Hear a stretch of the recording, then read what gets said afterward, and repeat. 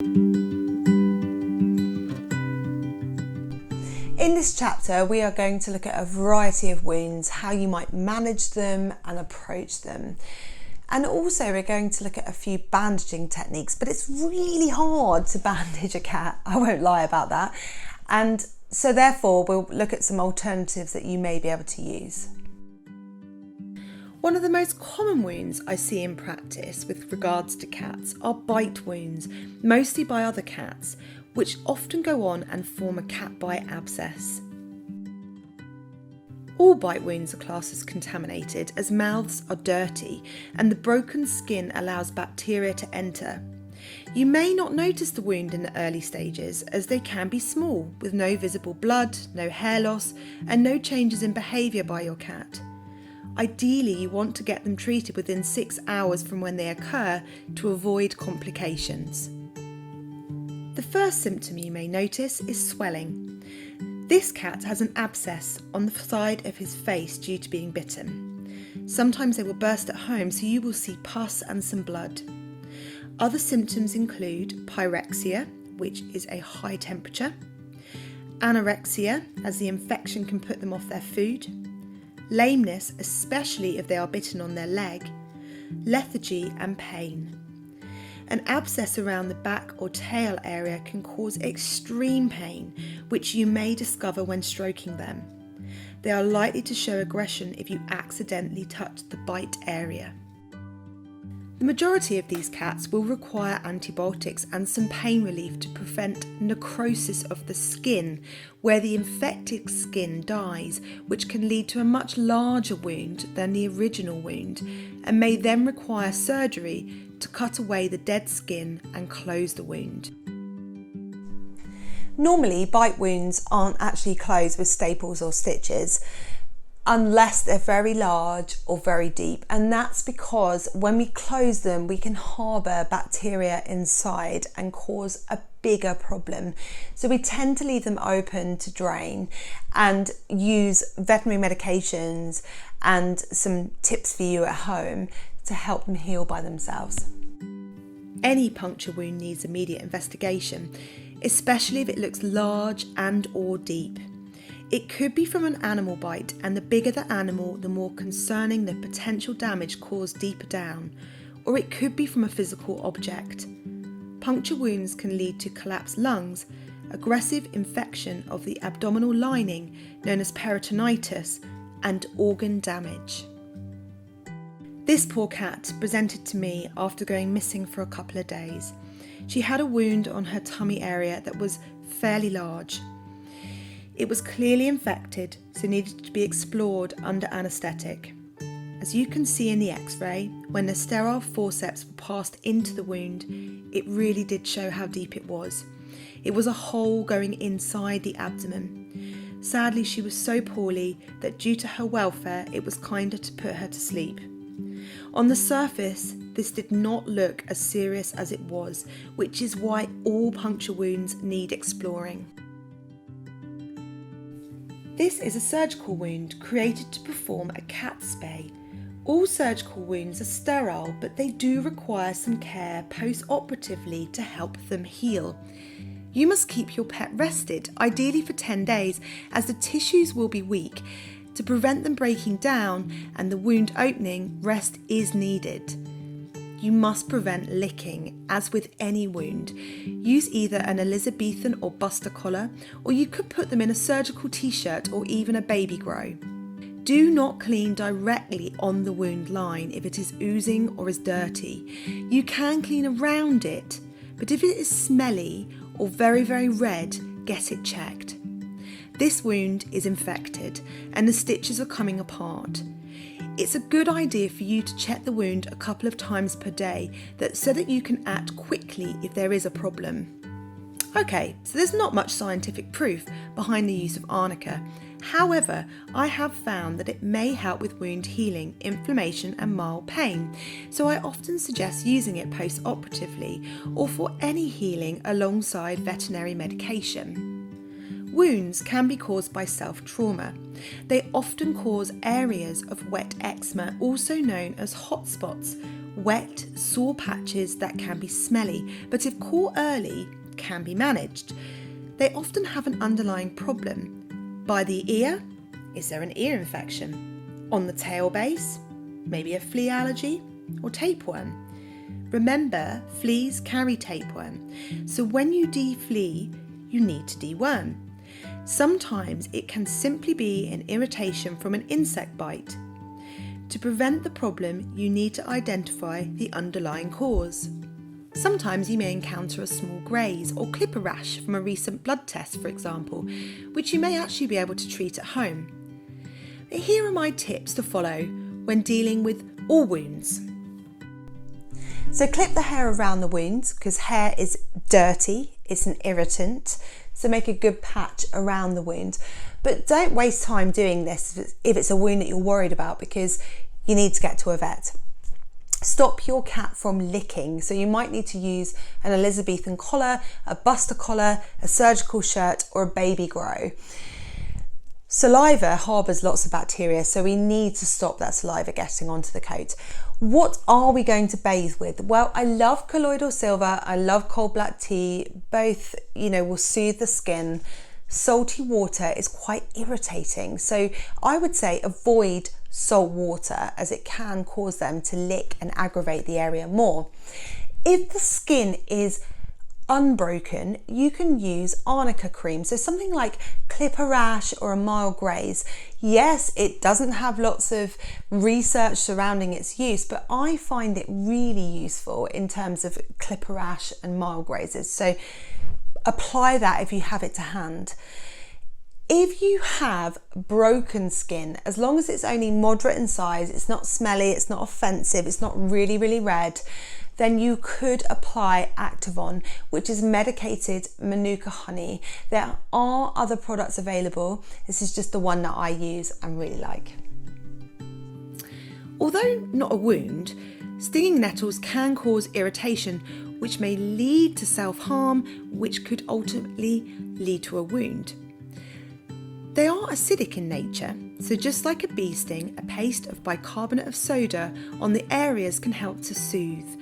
Just ensure they do not lick too much or ingest large amounts of the bicarb. You could also use a little arnica cream to help calm the area down. Nail injuries can vary in their degree of severity. Most outdoor cats will scratch their nails on things like trees and keep them short. Indoor cats will require a scratch post. Nails can get caught and torn, but if there are multiple scuffed and torn nails, I would be highly suspicious of a trauma, such as a road traffic accident. If wounds won't stop bleeding, you can try one or a mix of the following techniques. Remember, this is just to buy you time. All wounds should be investigated. Although it should always be wrapped in a tea towel and never directly applied to the skin, the cold surge that an ice pack creates when applied to a wound can constrict the blood vessels. This will slow a bleed down and help to form a clot. You could hold it against a dressing if you've decided to apply a light bandage first. You could invest in a Bloodstock product. One example is Clot It, which can help severe arterial bleeds. This brand can also be used in the mouth too, but it must be applied with pressure to help it work. Spider webs contain lots of vitamin K, which can help to form a clot. Yes, it may not be the most sanitary item to use, but if you are struggling to get veterinary help, or perhaps you found an injured bleeding animal out on a walk, webs can help to slow a bleed. Flour, although not particularly sterile, has shown to help with clotting and could be used if you do not have another option. Another little trick is to place a steeped black tea bag on the wound. You will need to cool it in the fridge first. Tea contains tannins which can help with blood vessel constriction. You may wish to apply a bandage to stem a bleed or to keep a wound clean. When it comes to cats, bandaging can be tricky. They don't often keep them on, and it will usually take at least 2 people, one to hold the cat and the other to bandage.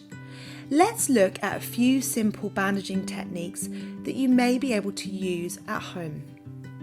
Ears can bleed a lot.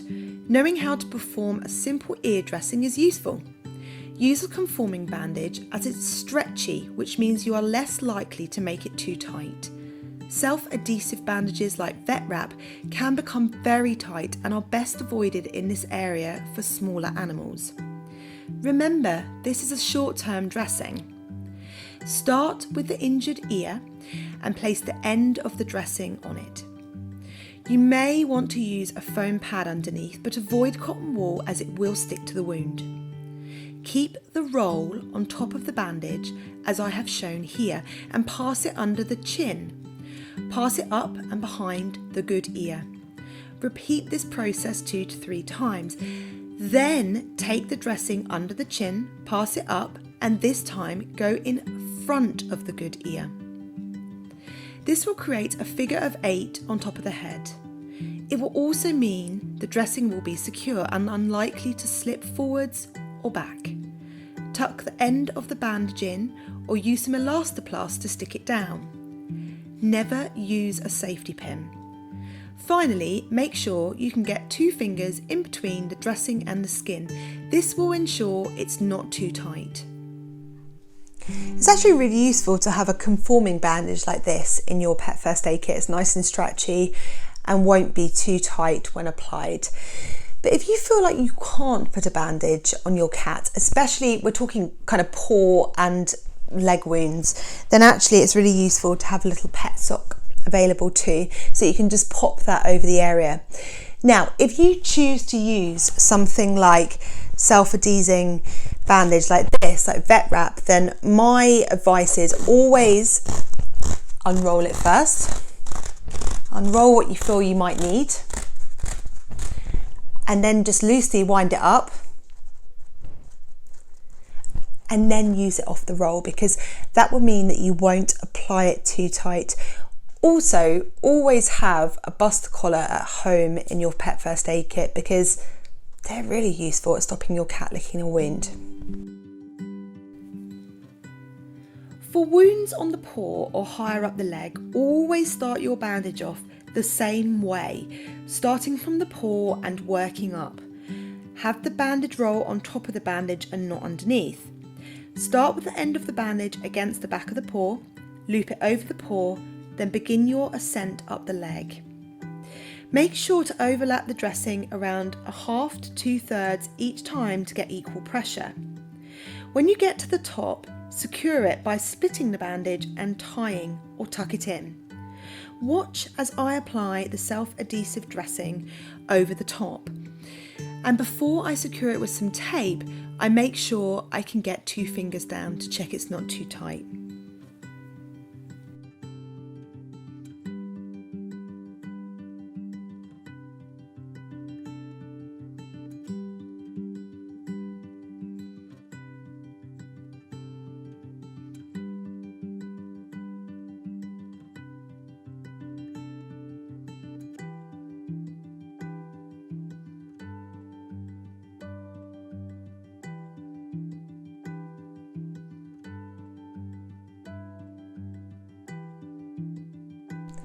If I apply a longer term bandage, I tend to put cotton wool in between their toes, and that stops them rubbing together, getting too sweaty, causing extra sores, etc. But I want you to skip this stage. I just want you to place the dressing on. If you need to leave it on for a longer period of time, then I would like you to get advice from your vet or veterinary nurse at what the bandage is that they require and how you're going to apply it. If you do apply a bandage to your cat, I don't want you to leave it on for longer than 24 hours, and I certainly don't want you to let them outside with it on either. It's best just to apply something short term, simple, easy, cover wounds, stem bleeding. Don't make it too complicated for yourself. For wounds like the one in the picture, I would cover them before travel. This looks like it could lead into the abdomen, so to minimise infection, control any bleeding and support vital organs that could herniate through, I would apply an abdominal bandage. An abdominal bandage is one that simply starts in the middle of the back and is wrapped around the body until you reach the hip area. You can secure it in place with tape. half attached to the bandage and half attached to the skin. So you could apply a chest bandage, which is kind of similar to an abdominal bandage, only this time you're moving forward as opposed to moving back. You're still going to start at the middle of the cat's back. You're still going to have your roll on top of the bandage. I know I go on about this, but it's really important because if you put your roll under the bandage, you may actually cause too much pressure or not enough. So that keeps it just nice and tight, the right pressure. You're going to start at the middle of your cat's back, as I said, and this time you're going to move forwards. So you're going to go underneath their belly, up over their back, and this time you're going to pass your bandage through the front legs. Okay, and you're going to come up and go over, and then through the other front leg, via the other front leg, and up and over. Now, you could apply or pop on a baby grow or a surgical shirt to be able to cover a wound. The only benefit with being able to do a bandage is that it may stem a bleed because you'll be able to apply more pressure. But it's really tricky to do. Cats are quite fickle when it comes to putting bandages on, and it may be really tricky, especially if you're on your own. So if it's just an open wound and it's not bleeding too much, just pop something like a baby grow or even a t-shirt over them just to protect the area. This is more for stemming a bleed. When you apply a foot or leg bandage at home, I always advise you to cover the whole foot. Unlike this picture, this is to prevent swelling of the toes, which can be really painful. We often leave their toes out when applying dressings for covering IV lines, as the cat prefers this, but for a short-term dressing, covering the whole foot is best. This image shows strike through, where the blood soaks through the bandage. The bandage in this picture has not been applied correctly and is likely to slip if the cat shakes her head. If you do get strike through, do not remove the original bandage, apply another over the top, just make sure it's not too tight. You could pop an ice pack on top of the dressing to help slow the bleed. Swelling like this can be seen with cat bite abscesses, but also with a broken leg. If you suspect a break or even severe soft tissue damage, it is best not to apply a bandage or splint of any kind. You can do more harm than good and cause extreme pain if you were to bandage the broken leg at the wrong angle.